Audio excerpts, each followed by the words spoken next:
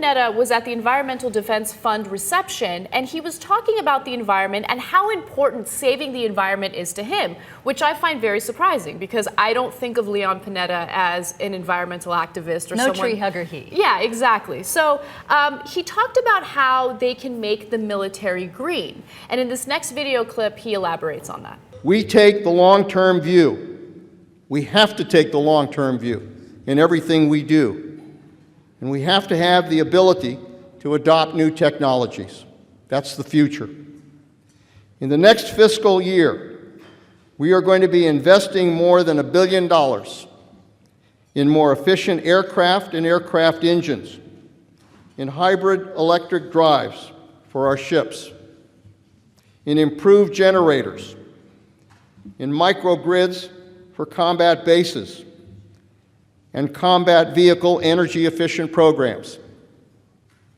We are investing another $1 billion to make our installations here at home more energy efficient, and we are using them as a test bed to demonstrate next-generation energy technologies. It's a pretty huge speech. Right. This is something that the Pentagon put out in their own press release as saying it was an unprecedented speech by a high-ranking Defense Department official, and it actually is. I mean, the Defense Department has been moving toward this long-term planning regarding both climate change and energy resources for about the last 10 years. You know, one of the things that Panetta mentioned in his speech, Defense Secretary Panetta mentioned in his speech, was that with the run-up in fuel prices just in the last year, that's actually cost the Department of Defense an additional $3 billion that they don't have in their budget. So they didn't actually budget for fuel to skyrocket like that. And the Defense Department is the largest purchaser of fuel in the world,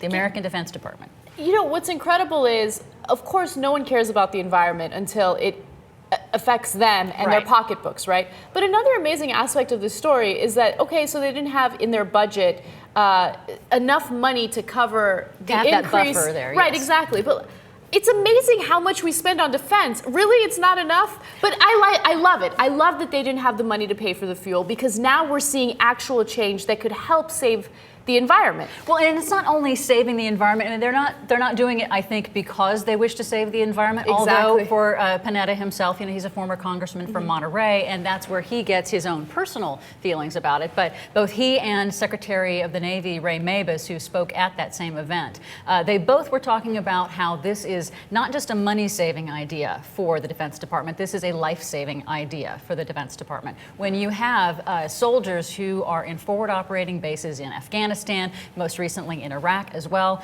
that when they have to rely on delivery of fuel and delivery of batteries in these forward operating bases where they don't have any other resources.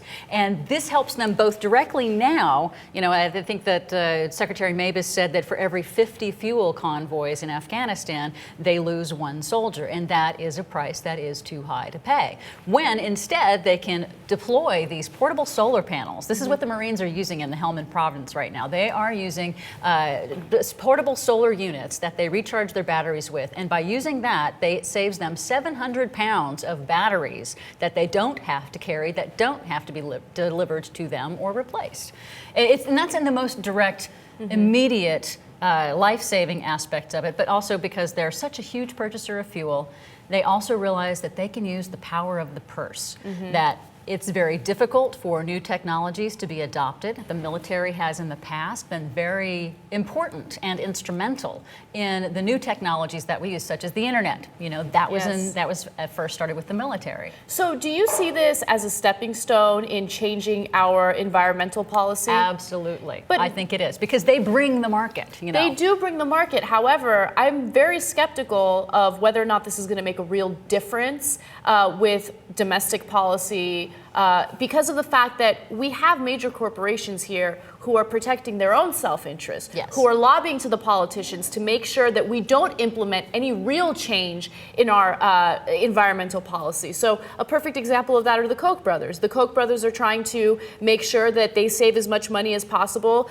continue to make as much money as possible, you know, with They're coal, protecting their with business natural model, gas. which is, you know, it's understandable that you would like to protect your business model, but not at the expense of American economy and the American future.